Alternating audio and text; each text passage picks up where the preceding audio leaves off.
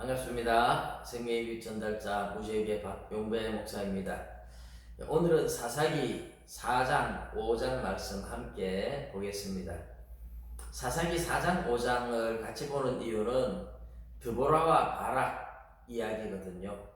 5장은 가나안 왕 야빈을 물리치고 시스라 장군을 물리치고 승리의 노래를 드보라와 바락이 함께 하나님을 찬양하며 승리의 노래를 부르는 것이 5장 내용입니다. 그래서 실제로 전쟁 내용은 이제 4장의 내용이 전부라고 할 수 있겠죠. 이제 사사 시대에 주로 남자들이 주로 사사인데 여인이 사사로 나오는 이제 유일한 여인 드보라 이야기죠. 남자들이 제대로 역할을 하지 못해서 하나님은 여인을 통해서도 일하고 있다 하는 것을 보여주는 겁니다. 그 시대의 모든 사건에 남자들이 주가 되었죠. 여인들은 사실 이름도 잘 불려지지 않던 과와 함께 여인들은 어린 아이들과 함께 약자의 대명사였어요. 그런 시대에 하나님은 여인을 통해서 일하고 있습니다. 왜냐하면 그 시대의 장로들, 그 시대의 남자들, 그 시대의 지도자들이 너무나 못하니까 하나님은 그들을 쓰지 않고 나는 차라리 여인을 통해서도 내가 일할 수 있다는 걸 보여준다. 하나님이 하시면 뭐든지 할 수 있다는 걸 보여주는 겁니다. 근데 하나님을 믿지 못해서 못할 뿐이지 하나님은 여인을 통해서도 일하니까 하나님은 누구를 통해서도 일할 수 있어요. 단 믿음의 사람을 쓰고 있다 하는 것을 보여주는 거죠.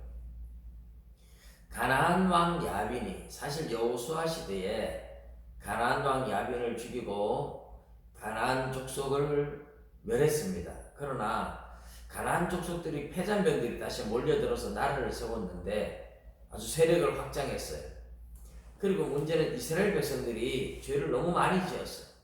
죄를 자꾸 지으니까 하나님께서 가나안 왕 야빈에게 이스라엘을 팔아서 20년 동안 아주 심한 학대를 받게 만듭니다. 이스라엘 백성들이 너무 학대가 심하니까 하나님 앞에 이제 그때 가서야 다시 또 부르짖기 시작합니다. 근데 하나님께서 선지자로 사용하던 드보라를 통해서 납달리 지파에 있는 바락을 불러오게 만들죠. 그리고 바락에게 드보라가 말합니다. 군사를 모으고 1만 명의 군사를 모아가지고 다볼산으로 가라. 그래서 가나안 족속을 멸망시키라고 이야기를 합니다. 그런데 바락이 겁이 나서 당신이 같이 안 가면 안 가겠다고 이야기를 하죠.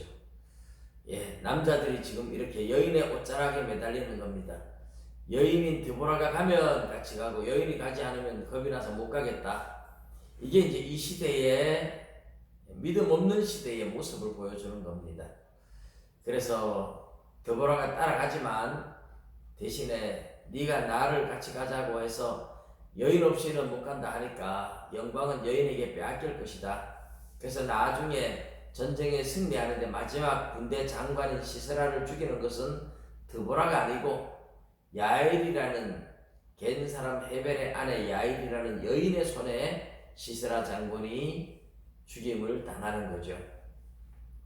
이 전쟁의 특징은 다볼산에 10,000명이 모여서 바락과 함께 있는데 가나안 군대가 기손강을 통해서 쳐들어 올라옵니다. 이 기손강이라는 것은 이제 평소에 비가 오지 않으면 길이 됩니다. 길. 그런 강을 와디라고 부르죠. 와디.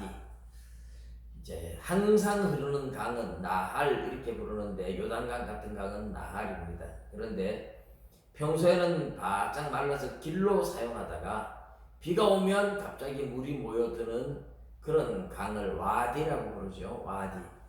사막지대는 그런 게 많습니다. 이스라엘 땅에도 그렇죠. 광야 지역에. 그래서 이 전쟁에 이제 다볼산에 모여 있는데 시스라 장군이 쳐들어오는데 기손강을 통해서 올라와요. 비가 안 오니까 길이니까. 그런데 가나안 왕은 철병거 900승을 가지고 있어요. 철병거 900대. 오늘날로 말하면 전차 900대입니다.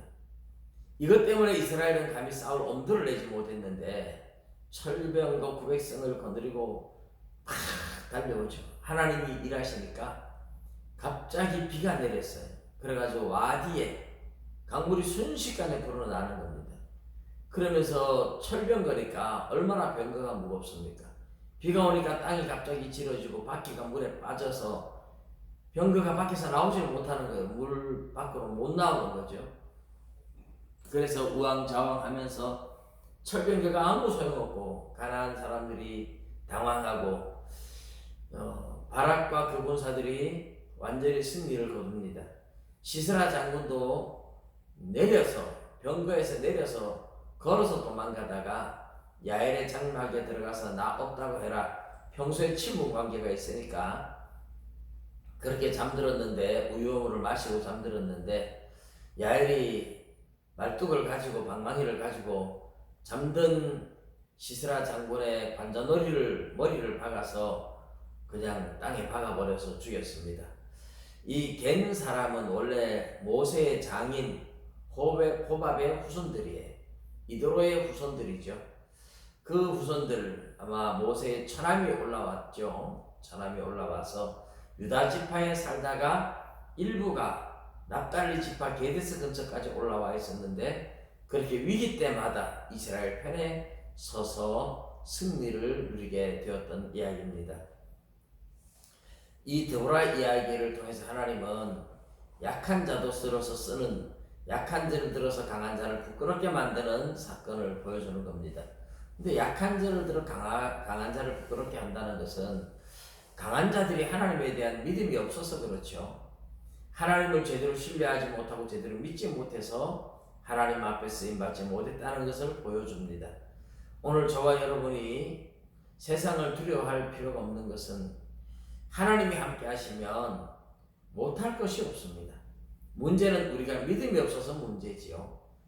말씀과 기도로 믿음은 오는 것이니까 말씀과 기도로 온 힘을 기울여서 다시 믿음의 힘을 얻기를 주님의 이름으로 축복합니다.